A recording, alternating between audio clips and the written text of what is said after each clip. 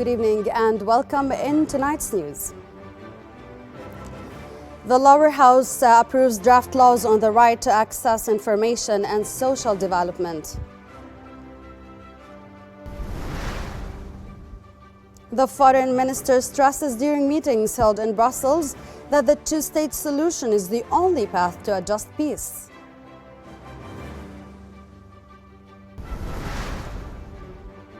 And Israeli occupation forces advance deep into western Khan Yunis in Gaza's bloodiest fighting of the new year so far.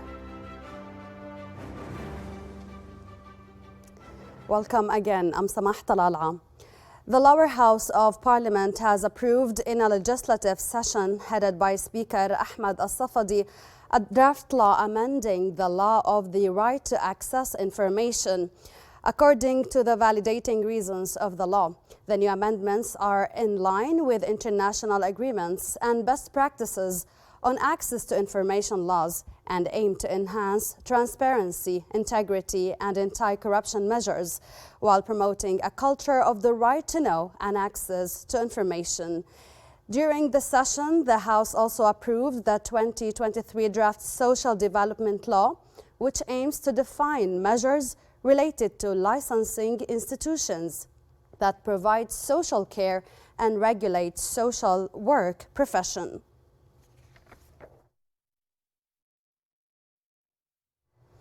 In remarks during the session, Prime Minister Bishar Khassaoune said that the ministerial committee tasked with scrutinizing the Audit Bureau's findings is actively engaging with the Bureau's teams and is rectifying violations detected through its regular meetings as the Prime Ministry.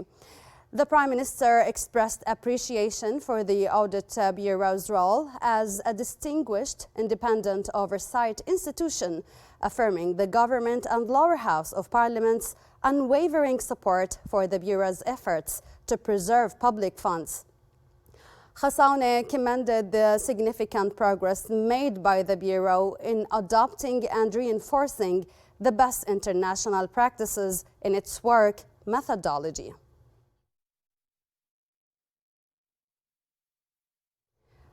Foreign Minister Ayman Safadi said the European Union plays a key role in regional security, adding Jordan will work with the bloc to achieve a ceasefire in the Gaza Strip and end tensions. Safadi made the comments ahead of talks on the war in Gaza that will be attended by Arab foreign ministers on the sidelines of the meeting of the European Union Ministerial Council for Foreign Affairs in Brussels. Safadi said Israel's current policy is destroying the future of peace and security in the region and that the two-state solution is the only way to end the conflict.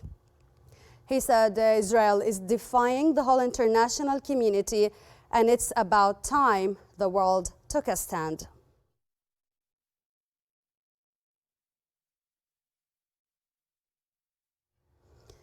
Ahead of Brussels meeting, Foreign Minister Ayman Safadi met with his Saudi counterpart, Prince Faisal bin Farhan, and Spanish Minister of Foreign Affairs, European Union and Cooperation, José Manuel Albares, in two separate meetings. The meetings focused on the latest developments in the Gaza Strip and the catastrophic humanitarian and security repercussions of Israel's war on Gaza. The meeting stressed the need for an immediate ceasefire in Gaza and the delivery of humanitarian aid to the besieged enclave. Safadi said just and permanent peace can only be achieved through the two-state solution, leading to the establishment of an independent Palestinian state with East Jerusalem as its capital. Earlier, the foreign minister held similar meetings in Brussels with his Belgian and Cypriot counterparts. Safadi emphasized the need for Israel to comply with the humanitarian law and the international consensus, calling for an end to Gaza war. Israeli occupation forces have advanced deep into western Khan Yunis in Gaza's bloodiest fighting of the new year so far. They also stormed one hospital and placed another under siege, cutting the wounded off from trauma care. Residents said bombardment from air, land and sea was the most intense in southern Gaza since the war began in October, as Israeli tanks surged across Khan Yunis from the east towards the Mediterranean coast. Over 25,290 Palestinians have been killed and 63,000 injured in Israeli strikes on Gaza since October the 7th. The Gaza Health Ministry said over 50 Palestinians have been killed and 100 wounded in Israeli military strikes on Khan Yunis since last night. The ministry added the death toll includes 190 people killed and 340 wounded in the past 24 hours.